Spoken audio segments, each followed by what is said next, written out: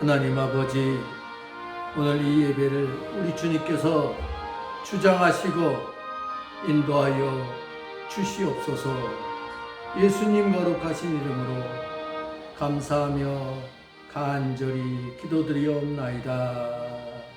아멘. 할렐루야.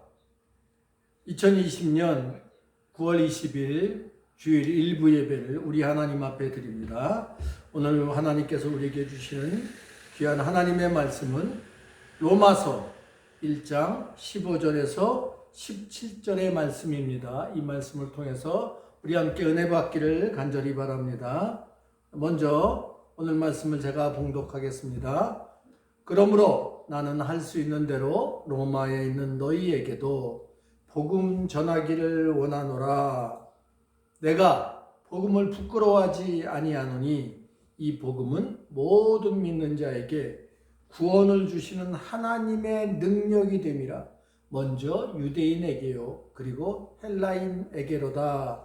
복음에는 하나님의 의가 나타나서 믿음으로 믿음에 이르게 하나니 기록된 바 오직 의인은 믿음으로 말미암아 살리라 함과 같으니라. 아멘. 오늘 말씀의 제목 복음은 이란 제목으로 슬기로운 신앙생활 11번째 시간을 하나님의 말씀을 전하도록 하겠습니다. 이 시간 잠깐 기도합니다. 하나님, 이 시간 저희들이 슬기로운 신앙생활을 하기를 원합니다. 그래 오늘은 복음이란 제목을 가지고 하나님 말씀을 전하고 들을 때 하나님께서 우리의 귀를 열으시고 종의 입술을 열어 주옵소서. 하늘의 문을 열어 주옵소서. 예수님 거룩하신 이름으로 간절히 기도드리옵나이다. 아멘. 할렐루야. 벌써 날씨가 아침 저녁으로는 서늘해졌습니다. 이렇게 시간은 정말 우리가 가지 말라고 애원을 해도 어떤 경우에도 그 나름대로의 법칙대로 그대로 움직이고 있습니다. 이런 수많은 세월을 우리가 이렇게 지내오면서 우리 기독교의 역사를 보면 온갖 박해도 있었고 탄압도 있었고 거기에 따라서 수많은 순교자들도 있었습니다. 정말 그 기독교를 말살하려고 얼마나 많은 권력가들과 세력가들이 그렇게 애를 쓰고 온 힘을 기울였지만 그럼에도 불구하고 그 모든 핍박을 견디고 지금까지 이겨낸 기독교의 그 비결을 아십니까? 지금도 그 여러 가지의 탄압과 박해와 그 모든 것들을 이겨내고 있는 그 기독교의 비밀, 더 정확히 이야기하면 하나님을 섬기는 개신교의 비밀이 무엇일까요? 그렇습니다. 복음이기 때문입니다. 복음이 있었기에 그 어떤 어려움도 이겨낼 수 있었고 그 어떤 핍박과 박해와 탄압도 다 이겨낼 수 있었습니다. 심지어 목숨을 버리며 그것을 지켜냈던 그런 역사가 바로 기독교의 역사입니다. 그러면 복음이 무엇이길래? 여러분, 복음이 무엇입니까? 우리가 이 시간에 이렇게 예배 드리는 이유도 복음 때문입니다. 예배가 목숨이라고 이야기하는 것도 또 예배를 우리가 비록 함께 모이지 못하면 비대면 예배로 드리는 그 이유가 무엇일까요? 복음이 무엇인데? 여러분, 복음에 대해서 이 시간 분명히 깨닫는 그런 은혜의 시간이 될 줄로 믿습니다. 복음은 복음입니다. 복음은 말 그대로 복된 소식입니다. 과연 우리들에게 가장 복된 소식이 무엇일까? 여러분들에게 지금 가장 복된 소식이 무엇입니까? 재난지원금이 모든 국민에게 공평하게 지금 어려움을 다 이겨낼 수 있을 정도로 지급되어지는 것, 이것이 가장 복된 소식일까요? 그럴 수도 있겠죠. 그러나 원초적인 질문, 이에 대한 대답은 어찌 보면 철학적인 질문이기도 합니다. 즉 사람이 무엇으로 사는가 하는 질문이기도 합니다. 그리고 살다가 죽으면 어떻게 되는가 하는 질문을 하게 됩니다. 수많은 과학자와 사상가들 그리고 권력자들은 그 답을 찾고자 애를 쓰고 심지어 권력자들은 그 죽음을 피하려고 죽음의 문제를 극복하려고 그렇게 얼마나 애를 쓰고 노력을 했습니까? 그러나 지금도 해결하지 못한 숙제가 죽음이라는 문제고 사람은 왜 사는가? 무엇으로 사는가? 하는 그런 문제이기도 합니다. 여러분, 죽음을 이기려면 도대체 어떻게 해야 할까요? 그렇습니다. 죽음을 이기려면 영원한 생명의 약속을 받으면 돼요. 영원한 생명이 보장되어 있으면 돼요. 그런데 문제는 사람은 영원히 살지 못합니다. 죽으면 죽음으로써 끝이 나는 것인지 다음의 생은 존재하는 것인지 그러면 영원한 생명이라는 것은 사람이 만든 막연한 소망일까? 진짜로 죽으면 어떻게 되는가 하는 것입니다. 오늘 이 시간 그 문제가 해결되어지는 귀한 은혜의 시간이 되기를 간절히 바랍니다. 그래서 저는 그 문제의 답을 복음이라고 했습니다. 그렇다면 복음이 무엇인가? 한번 따라 하시죠. 그래서 복음이다. 그래서 복음이라는 거예요.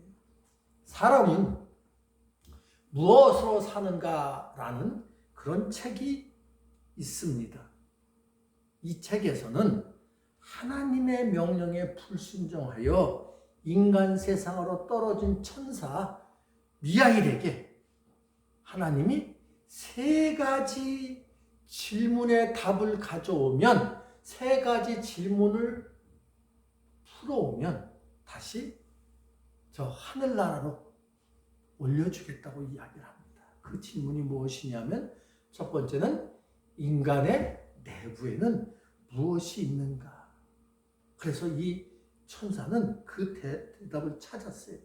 인간 내부에 자신도 감사하지만 남에게 내어줄 수 있는 사랑이 있다는 것을 그는 찾았어요. 두 번째 문제는 뭐냐면 인간에게 허락되지 않은 것은 무엇인가? 그 답도 찾았어요. 자신에게 진짜 필요한 것을 모르는 귀족을 보고 인간은 자기에게 진짜 필요한 것이 무엇인지 아는 것을 허락받지 않았다는 거예요. 이것을 깨달았어요. 나에게 진짜 필요한 것이 무엇인지를 그때 당시 모른다는 겁니다. 그래서 그것도 찾았어요. 마지막 3번째 질문은 그리고 사람은 무엇으로 사는가? 이 문제를 못 풀어서 그 천사 미하일은 그렇게 고민하고 고통하고 그러고 있다가 드디어 그 문제의 답도 찾았습니다. 사람은 더불어 사랑을 통하여 살아간다는 사실을 쌍둥이를 입양한 부인을 보고 깨닫게 되어집니다. 즉, 그 쌍둥이의 부모를 자기가 하나님의 명령으로 데리고 오라고 했을 때 그 명령에 불순종해서 자기가 그 천사에서 이 세상으로 떨어졌던 거거든요. 그 대답을 찾은 거예요. 이 책은 1985년에 저술된 톨스토이의 종교적인 단편소설 무엇이죠? 사람은 무엇으로 사는가 하는 책의 내용이었습니다. 사랑하는 성도 여러분, 우리는 지금 무엇을 가지고 살아갑니까? 복음은 우리에게 가장 필요한 것입니까? 지금의 우리의 문제는 어찌 보면 코로나19로 이제 귀결되는 그런 현실 속에서 우리가 살고 있습니다. 그러나 분명한 것은 코로나19도 코비드 19이라고 이야기를 하기도 하죠. 어느 순간에는 어느 시간이 되어서는 그저 하나의 전염병으로 치부될 것입니다. 코로나19가 우리의 삶과 소망을 완전히 끝낼 수는 없다는 것, 우리가 이겨낼 수 있다는 것을 이 시간 우리는 잘 알고 있어요. 다만 그 시간이 언제인가. 지금은 코로나19의 극복이 가장 큰 우리의 문제 같지만, 그럼에도 우리가 극복하고 이겨내야 할 문제는 숨어 있다는 것을 잊지 말기를 바랍니다. 그것은 사람은 왜 사는가 하는 거예요. 더 나아가서는 우리는 무엇 때문에 살고 있는가? 한 걸음 더 나아가서는 이 세상 사람들은 무엇을 위하여 사는가 하는 문제예요. 나에서 우리로, 그리고 모든 인류는 이렇게 우리 모두가 갖고 있는 문제이기도 합니다. 그러면 지금도 사람이 살아가는 힘이 무엇이냐? 그렇습니다. 사랑이고 소망이라는 사랑이며 믿음이라는 십자가 사랑입니다. 그래서 복음이고 이것이 복음입니다. 이 복음은 한번 따라하시죠. 하나님의 능력이다. 그래요. 복음은 하나님의 능력입니다.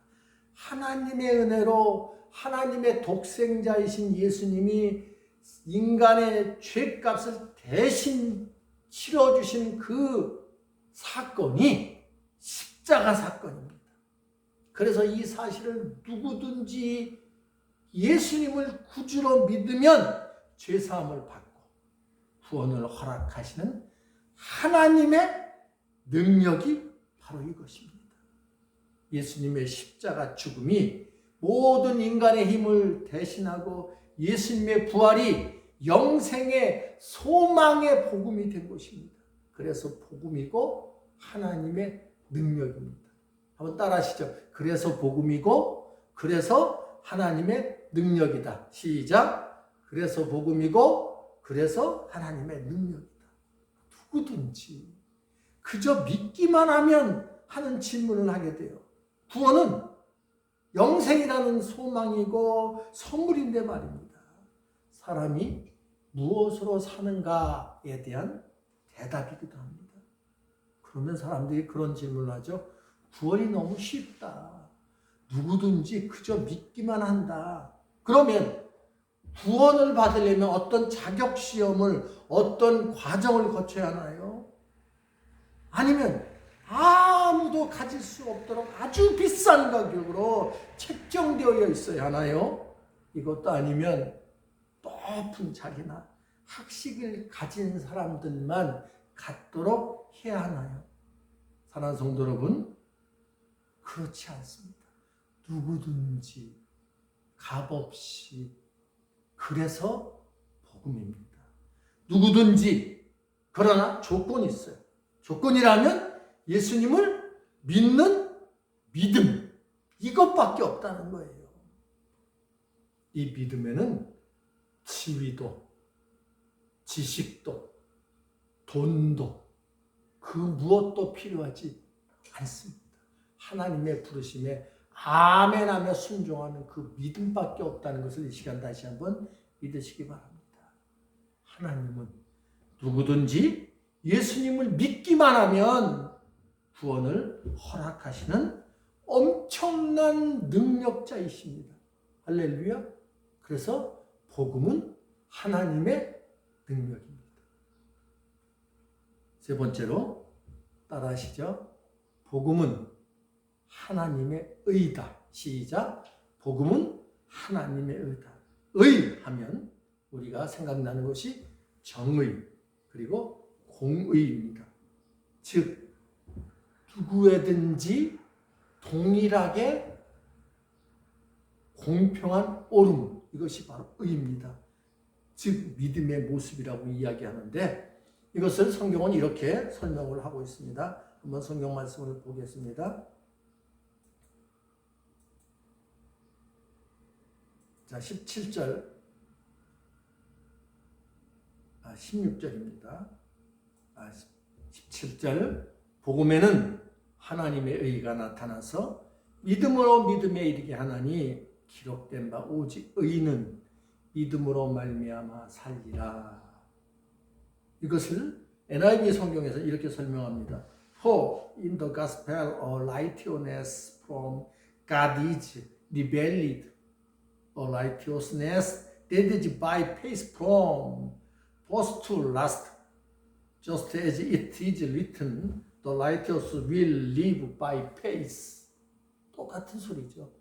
의는 믿음으로 말미암아 살리다. 우리는 이 말씀을 암송도 하고 또 이것을 통해서 종교 개혁이 일어났고 믿음으로 믿음에 이르게 하고 의는 믿음으로 말미암아 삽니다. 즉 의는 믿음으로 사는 사람을 의인이라고 이야기를 하고 있어요. 그렇습니다. 복음과 하나님의 의와 믿음은 같은 뜻입니다. 다시 한번요. 너무 중요한 말씀이죠. 복음과 하나님의 의와 믿음은 동일한 뜻입니다. 하나님의 의가 우리에게 나타나는 것이 믿음이에요. 다시 한번, 하나님의 그 정의와 공의가 우리에게 나타나는 것이 뭐라고요? 믿음. 그 믿음이 하나님이 주시는 의입니다. 복음을 복음이라고 하는 이유가 바로 하나님의 의라고 하는데, 그래서 복음과 하나님의 의와 믿음은 하나라는 거예요. 그래서 복음 뭐라고요? 하나님의 의가 우리의 믿음을 통해서 나타나는 것입니다. 그래서 복음은 하나님의 의입니다.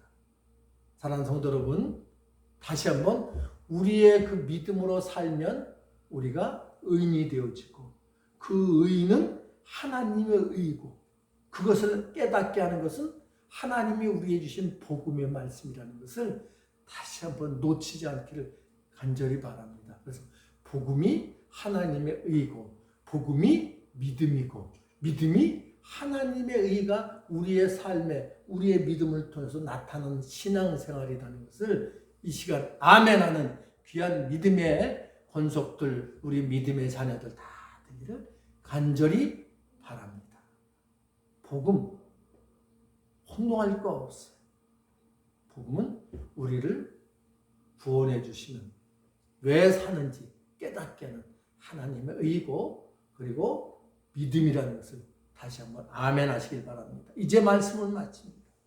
우리에게 가장 기쁜 소식은 복음입니다. 그래서 바울은 로마에 복음을 전하려고 온 힘을 다했고 그 사명을 감당하는 것입니다. 지금 우리가 감당해야 될 사명도 사도 바울처럼 복음을 전하는 것입니다. 그럼 어떻게 복음을 전할까? 이게 우리의 숙제이기도 하죠. 그 복음을 전하는 그 사명은 입으로만 전할 수도 있지만 제일 중요한 것은 우리의 모습을 통해서 그 복음을 전할 때 그 복음이 진짜가 되어지고 우리의 신앙을 통해서 복음을 보여줄 때 사람들이 복음을 복음으로 받아들이는 귀한 은혜가 있을 줄로 믿으시기 바랍니다. 지금 우리에게 복음을 전하는 방법 한번 따라합시다. 사람들에게 소망을 주는 것이다. 사람은 무엇으로 살까요? 하는 정답을 가르쳐 주는 겁니다. 사람 무엇으로 삽니까? 그래서 복음을 사랑이라고 합니다. 오직 의는 믿음으로 말미암아 살리라. 오직 의는 복음으로 말미암아 살리라. 오직 의는 사랑으로 말미암아 살리라. 할렐루야. 그래서 복음입니다. 기도하겠습니다. 하나님 아버지, 오직 의는 믿음으로 살리라. 오직 의는 복음으로 살리라. 오직 의는 사랑으로 살리라 하는 우리의 고백이 되게 하여 주옵소서. 예수님 거룩하신 이름으로 감사하며 간절히 기도드리옵나이다. 아멘.